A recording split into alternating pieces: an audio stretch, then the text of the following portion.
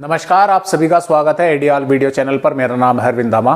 दोस्तों, इस वीडियो में हम बात करने वाले हैं थाईलैंड के भागों पर जो इस समय समुद्री तूफान बना है उसके बारे में। क्योंकि दोस्तों, समुद्री तूफान के भारत के पहुंचने तक काफ़ी अलग अलग संभावनाएं जताई जा रही है। क्योंकि दोस्तों, आईएमडी की रिपोर्ट कुछ अलग बता रही है और जो अन्य अदर ऐप है वे अलग बता रहे हैं। लेकिन इस वीडियो में हम सभी डाउट क्लियर करेंगे आपके और सभी वेदर मॉडलों के मदद से जानेंगे कि यह सिस्टम आखिर भारत में कब तक पहुंचने वाला है और किन किन राज्यों से होकर ये गुजरने वाला है।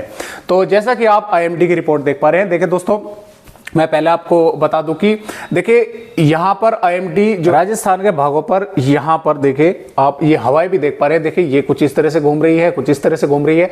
तो यहां पर एक जो आईएमडी की रिपोर्ट है वे यहां पर बता रहे हैं कि यहां पर एक एंटी सर्कुलेशन बन चुका है, जिसके कारण यहां पर ये हवाएं इस तरह से घूम रही हैं।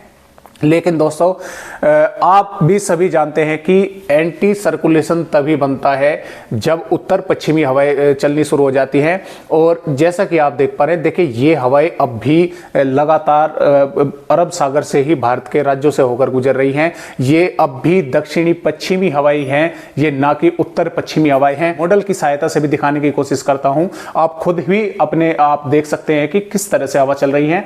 तो अब मैं आपको दिखाता हूं। तो दोस्तों, जैसा कि आप अन्य अदर ऐप में देख पा रहे हैं, देखिए ये जो हवा आप देख पा रहे हैं, देखिए ये अरब सागर है। यहाँ पर ये अरब सागर से ही होती हुई देखिए यहाँ पर राजस्थान के भागों से होकर और पंजाब हरियाणा तक पहुंच रही है।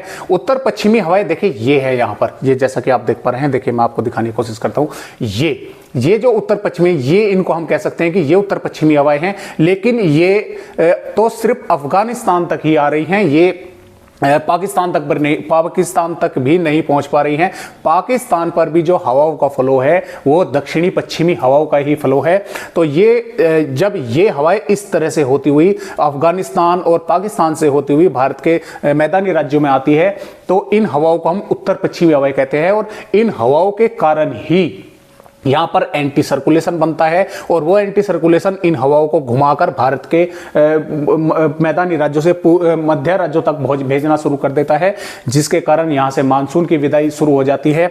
भले ही आईएमडी ने राजस्थान के भागों से और गुजरात के भागों से मौसम के कुछ भागों में मानसून की विदाई कर दी हो, लेकिन जब तक ये दक्षिणी पश्चिमी हवाएं चलती रहेंगी मानसून की विदाई नहीं मानी जाती है। मानसून की विदाई तभी मानी जाती है जब ये उत्तर पश्चिमी हवाएं भारत के राज्यों पर पहुंचनी शुरू हो जाती है।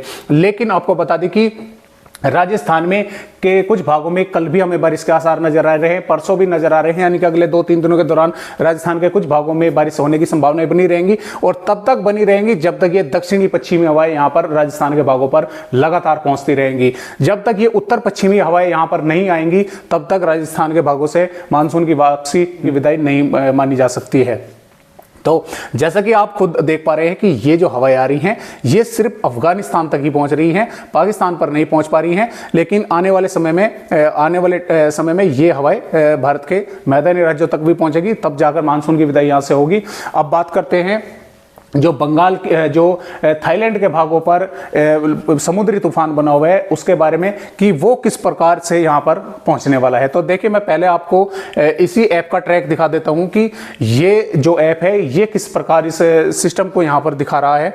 तो जैसा कि आप देख पा रहे हैं, देखिए ये दोस्तों ये यहाँ पर वियतनाम पर बना हुआ है इस समय। हालांकि ये जब वियतनाम पर यहाँ पर टकराएगा, अभी देखिए ये काफी बड़े एरिया में बना हुआ है, जैसे कि आप देख पा रहे हैं। देखिए किस तरह से तूफानी हवा ये चला रहा है। यहाँ पे आज 27 सितंबर है, तो ये तूफानी हवाएं चला रहा है। लेकिन जब ये धीरे धीरे वियतनाम की ओर आगे बढ़ेगा तो ये लगातार कमजोर होता चला जाएगा। क्योंकि जैसा कि आप सभी जानते हैं कि इन्हें जमीनी भागों पर जो भी समुद्री तूफान होते हैं ये समुद्र में जब तक रहते हैं तो ये लगातार ताकतवर होते रहते हैं। लेकिन जब ये जमीनी भागों पर आते हैं तो इन्हें समुद्र से नमी मिलनी कम हो जाती है, तो इसलिए कमजोर लगातार पड़ते चले जाते हैं। तो जैसा कि हम आगे बढ़ते हैं तो ये देखिए आप कुछ इस तरह से, तो जैसा कि देखिए आप यहाँ पर देख पा रहे हैं, ये देखिए जब ये 29 सितंबर में यहाँ पर वियतनाम के भागों पर पहुंचेगा तो देखिए ये किस तरह से कमजोर होता चला जाएगा। और यहाँ पर ये हम कह सकते हैं कि एक दौरान ये फिर से बंगाल की खाड़ी में वियतनाम से कमजोर होकर, म्यांमार से होकर ये कमजोर होकर ये यहाँ पर पहुंच जाएगा और ये कमजोर रहेगा, लेकिन बंगाल की खाड़ी में आते ही इसे फिर से मॉइस्चर मिलना शुरू हो जाएगा, फिर ताकतवर होना शुरू हो जाएगा।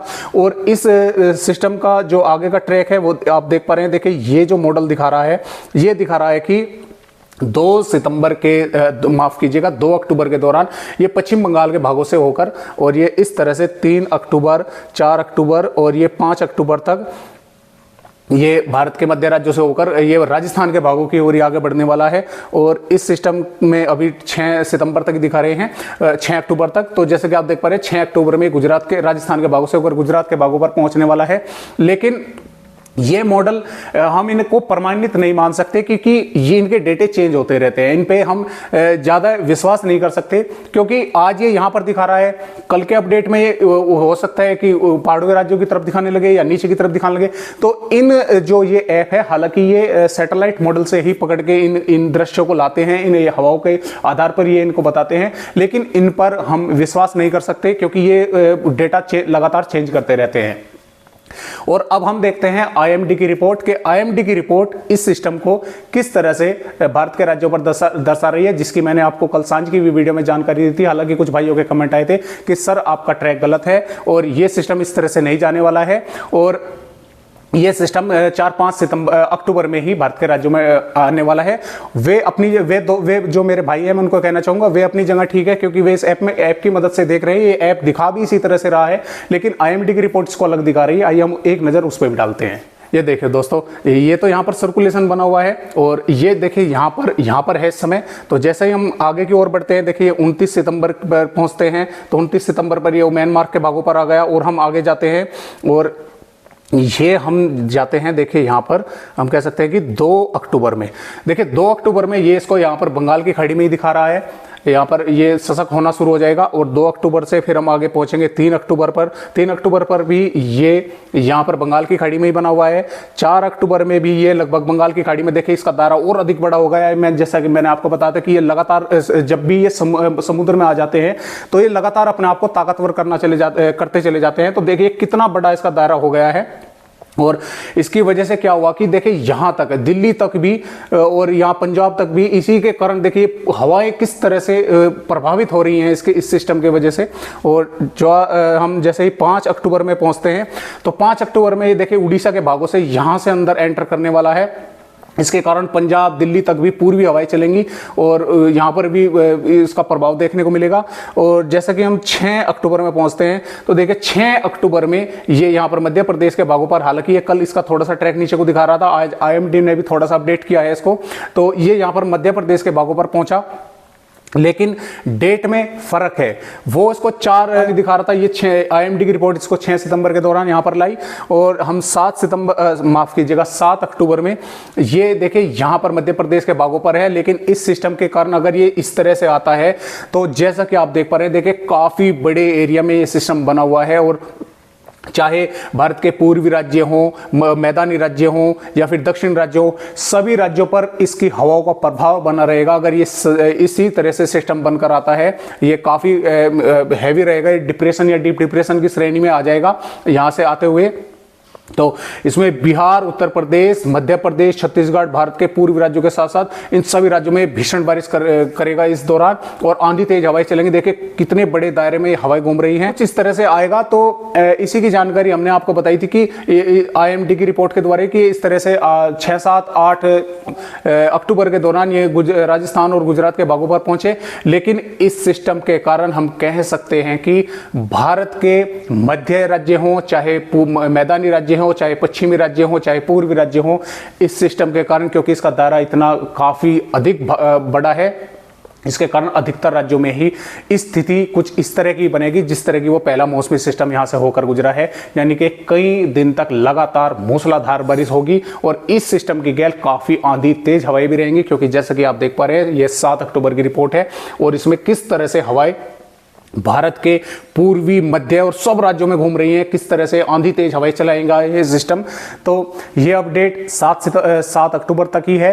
तो आने वाले अपडेट में जिस तरह का भी इसका सिस्टम आगे की और हमें नजर आ रहा है तो हम वो आपको बताएंगे। और यहाँ पर जो एंटी सर्कुलेशन बना था वो भी ये सिस्टम हवा के दबाव के कारण उसको भी खत्म कर देगा, ये यहाँ पर भी उसको समाप्त कर देगा। जैसे कि आप देख पा रहे हैं यहाँ पर कोई 7 अक्टूबर में कोई सर्कुलेशन है ही नहीं, यहाँ पर एंटी सर्कुलेशन जो बना हुआ था वो खत्म हो चुका है, क्योंकि ये हवाएं इस तरह से घूमेंगी तो उसको भी ये खत्म कर देंगी। तो कुछ इस तरह का मॉडल फिलहाल ये दिखा रहा है। तो आज की वीडियो में बस इतनी जानकारी, एक नई जानकारी के साथ आप सभी दोस्तों से फिर मिलते हैं। तब तक के लिए सभी दोस्तों को नमस्कार।